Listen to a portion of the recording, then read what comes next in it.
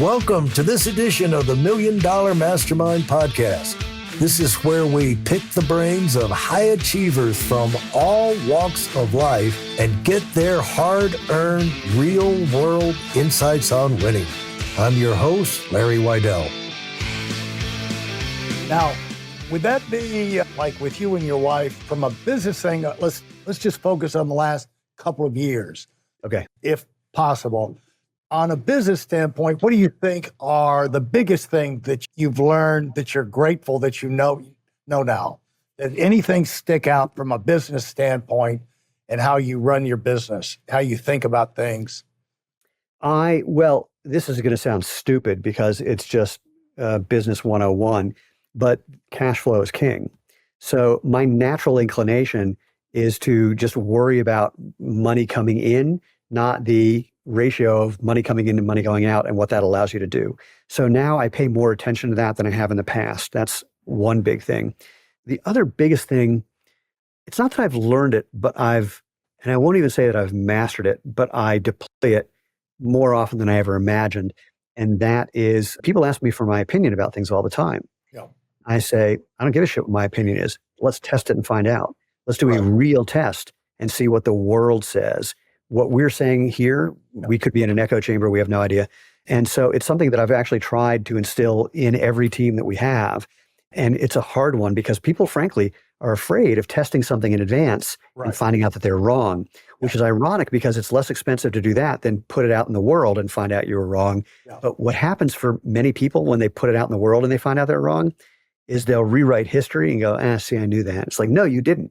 So we're also having people write down their predictions about certain things to see, not because we want to punish them if they're wrong, but just so we can help them learn what to do to minimize the risk of that moving forward. Well, it's very helpful to make them specifics. It's like commit. What do you think it's going to be? And then let's test it. And the testing, we were actually in a meeting earlier today with an advertising person who said, well, we can do a focus group. I went, I don't want a focus group.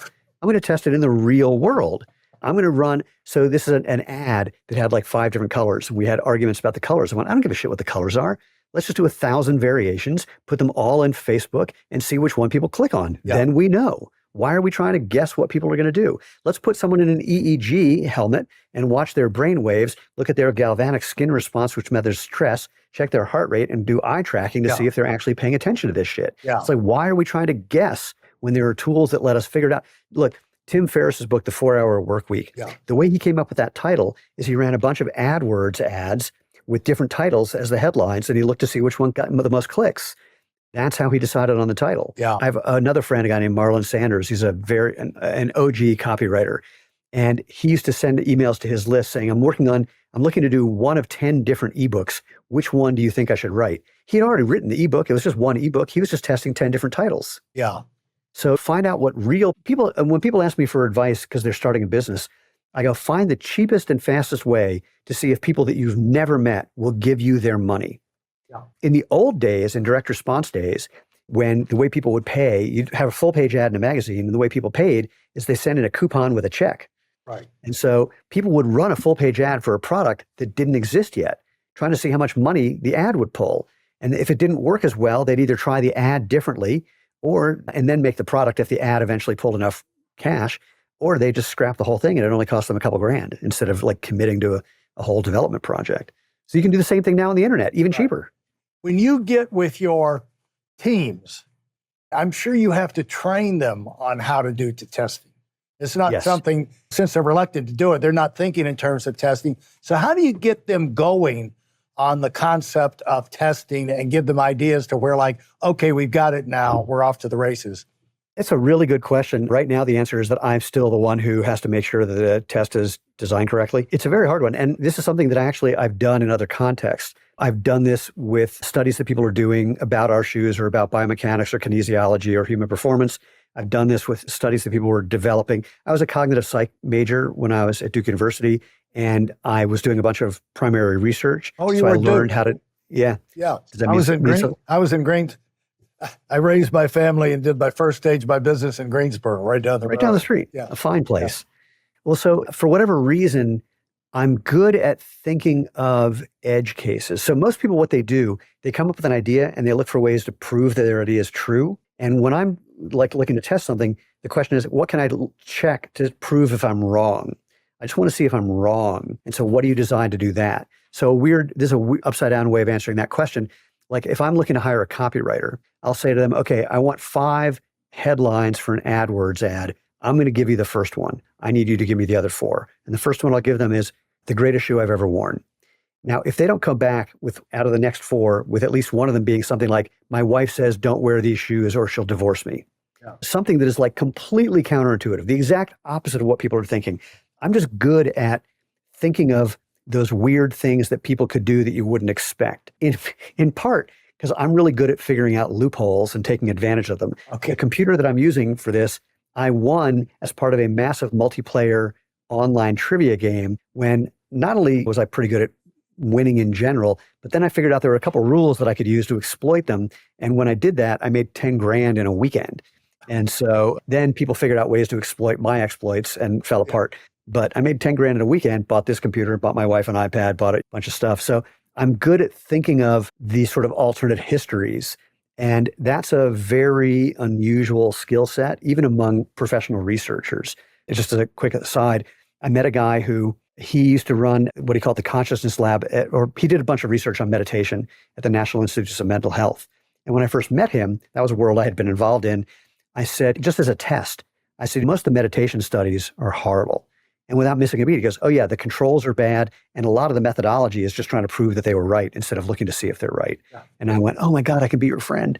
So, and he used to bring me into a class that he taught, a graduate class, where all of his students had designed a testing methodology for something they were curious about and actually did the test. Yeah. And I would come in and pick apart their methodology. And what was really fun, because they were students and they were young, they were excited to learn, oh, I didn't even think of that. Right. But if it was their job, they'd be defensive and annoyed. And right.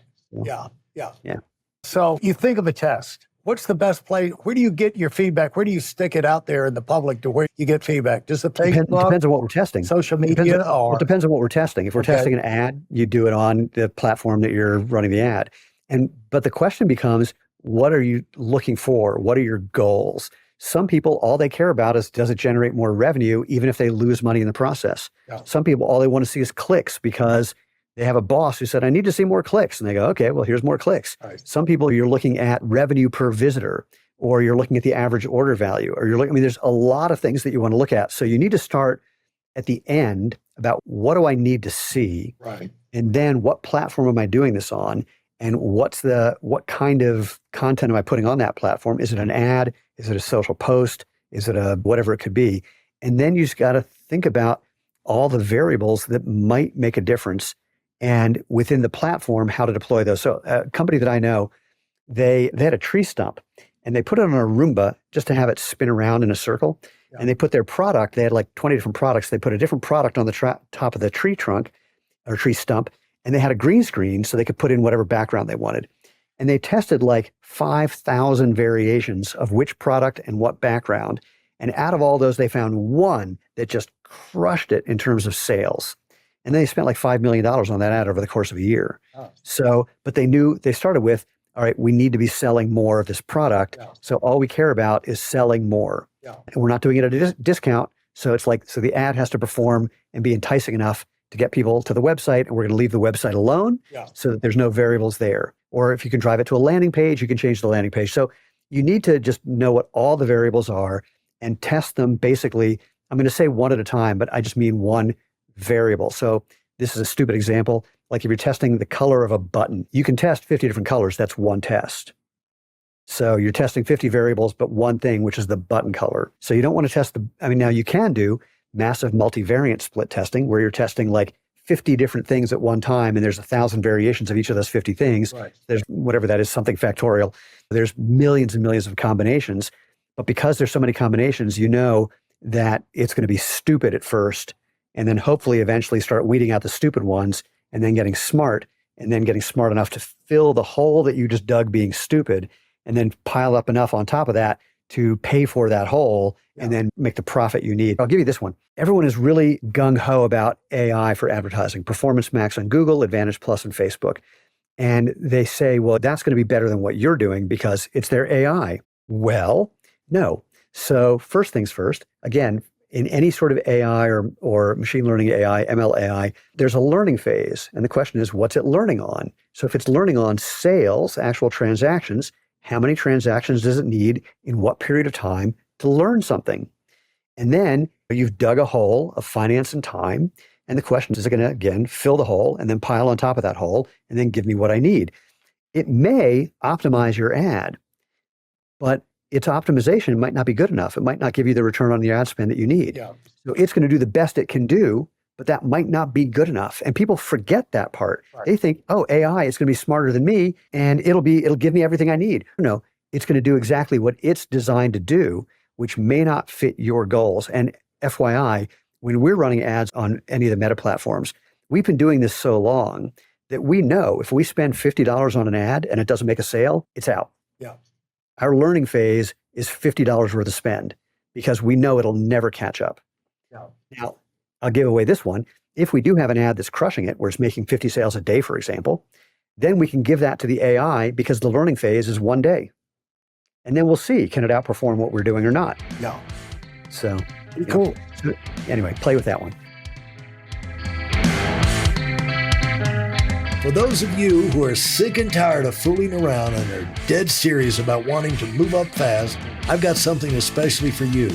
I've combined the best insights from over 40 years in business and making $70 million in income and compressed them into a free webinar. That's right, it's a free resource. If you want to find out exactly what the concepts are that I use in coaching million-dollar earners, register now at weidelonwinning.com. You'll discover the 5-part framework used by so many to reach their financial, personal, and professional goals. You can find that link in this episode's show notes.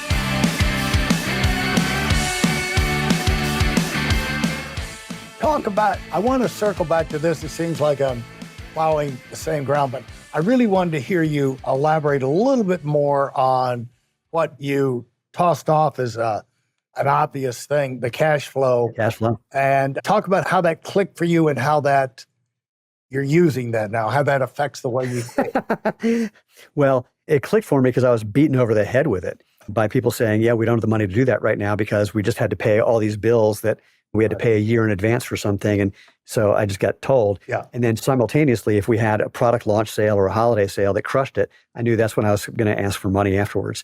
So basically, I know there are certain times in my personal life, certain times where I can ask my wife a certain question, certain times where it's not a good time. Right. So it's just the same thing. I've just learned to watch what's going on the balance sheet to know when it's a good time to ask for more money and when it's a time to shut up about my 50th idea that day. Yeah. All right. Now, personally, let me circle back to something you said about when your mother passed and you had a light bulb experience there about, let's think a little bit different about life. What kind of changes has that, or have you implemented those yet? Well, this down the road, or? I'm practicing. I'm getting better. Okay. So there are a couple of, I'll give you the first one. Let me interrupt you for a minute. When I went through those stages in my life, I found when I was full bore, and then it came in there, like, you stay like this, you're going to blow up or you're going to have a heart attack or something like that. And you've got to make changes. I would find that it would take me 18 months to shift gears. But I would shift gears. No, that's probably not too far off for probably anyone, unless they're just going off the deep end and doing crazy shit. But so we took a private equity investment back in December of 2020. And in de-risking, Lane and I took a little bit of money off the table. And I called her a couple of weeks after we'd done that. I said, I think the money is going to my head. She says, why do you say that? I said, well, I'm in the grocery store and I just bought apples that are $3 a pound. So it's the most I'd ever spend per pound on an apple. Food is actually the biggest place where I've noticed the change. So we take our dog to doggy daycare twice a week because he has to burn off some steam and hang out with other dogs. There's a grocery store across the street that makes very good sushi. There's a sushi place across the street that makes better sushi. It's 50% more expensive. It's better. I just go get it. I don't look at what it costs. No, that's not true. When there's stuff that's 25% off, I'll check and see if I think it went bad. Yeah. I'm still looking for a deal. Right. I mean, when my wife needed a new car, I negotiated the crap out of that because I love doing that. Yeah. But for things like food, I don't pay attention to the right side of the menu, but I also don't have exorbitant taste. So I'm not I don't buy super expensive stuff. We don't drink wine. I don't eat steak. Right. So it's all within reason. The biggest thing that I've done is when my wife and I are taking any sort of vacation, even if it's like a 3-day weekend, I let her book the hotel or the Airbnb, and I don't ask what it cost. Yeah. That's the biggest one. And the only other one I did, I've been an athlete my whole life, but I've gotten much more serious about lifting for sprinting and for vanity, frankly, in the last year. And I said, I think I need to upgrade my gym. And Lena said, well, here's how much money I spent on clothing this year, so you need to catch up. So I've said for years, anyone who says money can't buy happiness has never driven my cars.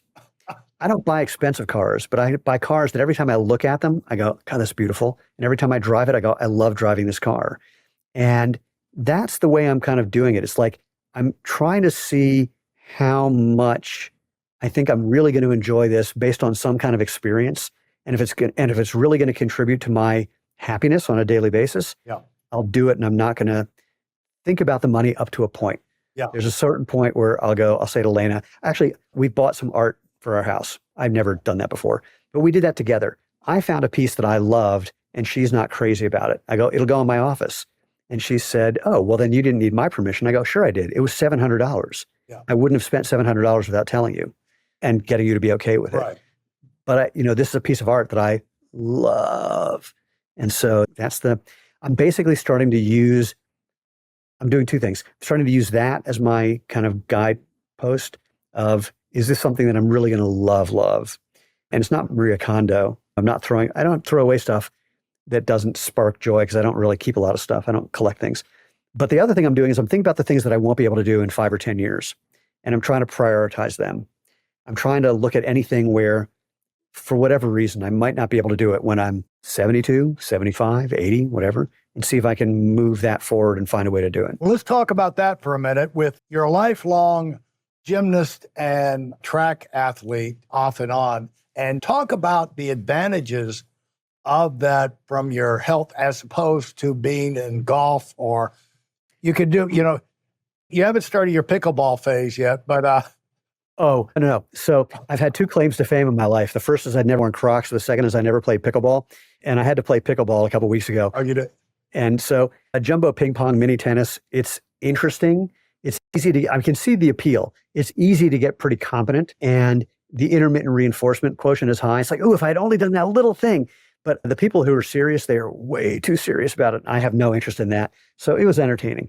But I can't give you an answer because I've never done those other things. This is all I've ever been interested in. No. I will say that. So why should someone stay in, you see this on Instagram or YouTube, the 70-year-old racers. Now, some of them are out there, they're all stiff and everything, but then you'll see some that are like striding out like they're 20 years old. And so what is the effect? What do you find? No. You got it upside down. Okay. So when I was at the World Masters Track and Field Championships, this was the one 15 years ago, I hung out with all the 80 plus people and I asked them all the same question. I said, nature or nurture? And every one of them had the same answer. They said, it's genetics that I'm here at all. It's training that I'm beating that guy today. And so a lot of it, I think, is just luck of the draw. And one of my things that I enjoy, I have a video on my 61st birthday. I didn't get to do it on my 62nd. I did a standing backflip on the ground. And I've shown that to my multi-time Olympic friends who are in their 30s and 40s, and they all just went, screw you, man. I said, no, now you got to go, baby. Come on, catch up. So I enjoy it. I like that I'm doing, I was going to say, I like that I'm doing these things because I enjoy doing them, first and foremost. Right. But at the same time, I'm at an age now that I just transitioned into recently where the 30-year-olds refer to me as an inspiration, to which I flip them the bird. I go, I can be an inspiration when I'm over 70, not when I'm in my 60s. I'm still trying to beat you. So I know I won't. I'll never beat a 35-year-old. Yeah, but the advantage of, we'll talk about you were gone away from fitness, from running for 30 years and you came back. Well, no. What happened was, sprinter and gymnast, and then only gymnast.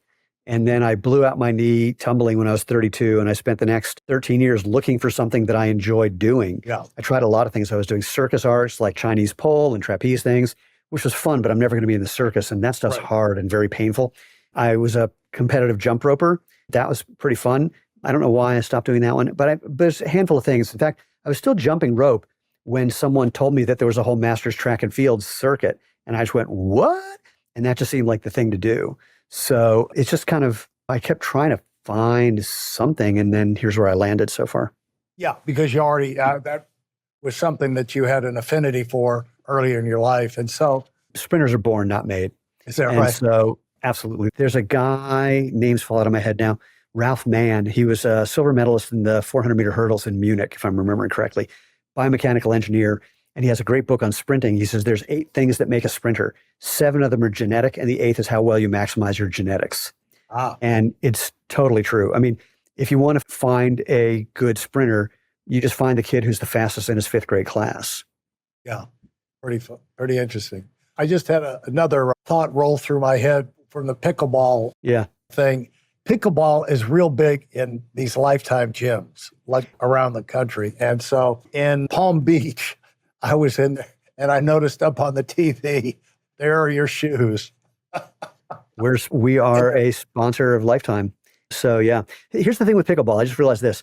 I'm an individual sport athlete. I don't like it when my winning or losing is dependent on other people. Right. I mean, I'm okay if I have a direct competitor, but if there's other people on my team, and here's the fun thing about track and field as a master's athlete, it's really stupid. Yeah. I mean, we're working really hard for something that's very difficult with no real reward. Right. Why are we this competitive? Yeah. But we're all old enough to know that we're all this competitive, doing all these stupid things for no really good reason. Yeah. So everyone I've ever met on the track, I completely adore. Yeah. It's kind of like we have a secret handshake. You're a moron too? Join the club. Let's have fun. And at the beginning of races, I mean, I'm 5'5", 143 pounds, okay?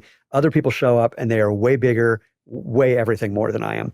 And it's not uncommon. There'll be some big guy who looks at me and is like, hey, have a good race, man. And I said, whoa, slow down. Get to the end, stay healthy, have fun. There's no prize money. Yeah. There's no rewards. You're not going to get laid because of this.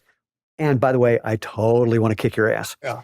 So we're old enough that we can enjoy just the fun and the silliness of this whole thing. Yeah. They say that it's always great to have an exit plan.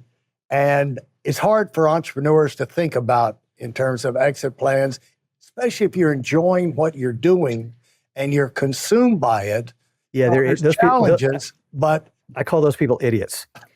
Seriously, if you don't have an exit plan from the day you start, it's going to be problematic. Now, that doesn't mean you can execute. Look, to be candid, we tried selling this company in February of 2020. And if you remember correctly, someone got the flu or something around then and everything got a little wacky. And so, I know what I'm good at. I know what I'm not good at. We knew what our financial goals were as well. Yeah. And so we were very clear about what our plan was. But as I say about any sort of business acquisition, valuation is in the eye of the beholder of the checkbook.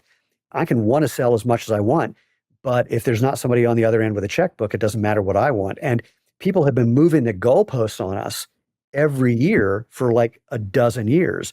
When we were at 1 million, call us when you're at 5. When we're at 5, call us when you're at 10. When we're at 10, call us when you're at 20. When we're at 20. I mean, every year it kept moving and still has. So we're not constantly for sale. People say, hey, I'm looking to buy a business like yours. Are you for sale? I go, no, unless the price is right. Yeah. And they go, oh, well, then what's the right price? I go, well, first of all, do you really want to do business with someone stupid enough to answer that question? I would never give you the first number. Yeah. Secondly, I'm going to give you the same answer the Supreme Court gave in the 1980s when they were asked to define porn. I'll know it when I see it. Yeah. So if you want to make me an offer, I'll give you all the info you need. You can make me an offer. Otherwise, we're running this company on parallel paths that at some point somebody might make us an offer, and at some point nobody will make us an offer. Yeah. Because we don't have control over that. So we're going to keep going, but we want to be ready in case someone does show up. We want to be able to show them this is a valuable and viable and rare opportunity that you're going to want to take advantage of. Absolutely. And what did you learn? There was I try to remember, 9 years. I mean, you've had big success before, and you had a period of time before you started this that you were out. It seemed like. Yeah, we were retired. Yeah. What was that like? Awesome. How old were you when you retired? Well, from 2000 to 2009, so 38 to 48. And we had done some very clever real estate investing with a partner. By 2006, when my last friend said, hey, I'm getting into real estate, we called our partner and went, start selling everything now. By the way, I don't know why this is still the motion we use for a phone. Should be. Anyway, I didn't do this one at least. So yeah, it was great. I mean, for both Lena and me, we just pursued things that we found interesting. And the bar was raised very high for people would call. It's like, well, if you spend an extra 2 hours a day doing this, you can make an extra 10 grand a month. I went, I don't need 10 grand a month. Yeah. And no, we weren't living on a lot of money. It was just enough that we didn't have to work. Yeah. And we lived, again, pretty modestly. So, but the decision to do that took 5 seconds. It was like, oh, we could either do this and still be having to get a job, or we could live comfortably and not have to work. And it's like, that's how long that took. So many people say if you're going to exit, you have to know what you're going to do next. Not my experience. I mean, things showed up and things that we didn't expect showed up. And that's what I imagine would happen at some point in the future if someone ever buys us out. Yeah. Well, fantastic. I appreciate the time. I was really excited you had the time to get back on again, because I knew it would be a wild ride. I do what I can. Also, I'm looking forward to seeing the new crop of shoes, and congratulations on all the progress and all the good you're doing. Well, thanks. That's very kind. I always like to give my guests the last word. And so what would you say is maybe we haven't covered yet that you want to give us a parting thought for entrepreneurs, leaders, that people are? Oh, I probably said this the last time, because this is what I always say if someone asks me about advice for entrepreneurs, other than test your idea as quickly and cheaply as possible, is get a government job with a pension. Because I'm at an age where I have friends who are retiring from their government jobs with pensions, and they don't even know how to spend all the money. My brother-in-law is about to do the same thing. And it's like, holy crap, man, that's going to be a hell of a lifestyle. Because if my suggesting that you could do something where you might find a job that you find satisfying, where you get benefits and vacations and insurance, that'd be really cool. Because look, if you are a real entrepreneur, there's nothing I could say that would talk you out of your statistically stupid idea anyway. So just the only thing I would say is know that the only thing you control is risk. And if you use that as your kind of mantra and be constantly looking for what could go wrong. I'm a total optimist, but at the same time, I'm always looking for what could go wrong, because that's the part that sneaks up behind you if you're not paying attention. And you can pay attention to that more. You can learn to be on the lookout for what your competition's doing, what's happening in the macroeconomic world. If tariffs get raised on us, that could put us out of business. We're very well aware of that. So what are we going to do? Anyway, so get a government job with a pension unless, you have no choice. All right. Thanks so much, Steven. And say hello to Lena for us, and look forward to, I got to come by sometime when I'm in Broomfield. And, absolutely. Look forward to it. Have a great Halloween, the rest of the evening. Thanks. Be well. Take care. Take care. Thank you for listening to the final part of this episode of the Million Dollar Mastermind podcast. Great ideas don't care who uses them.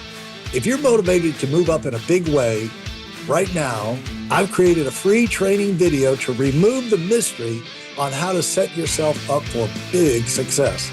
This is the information that has changed so many of our lives, and it can have the same impact on you, and the video is completely free. You'll find it at WeidelOnWinning.com. Join us over there, and thanks for being part of our community.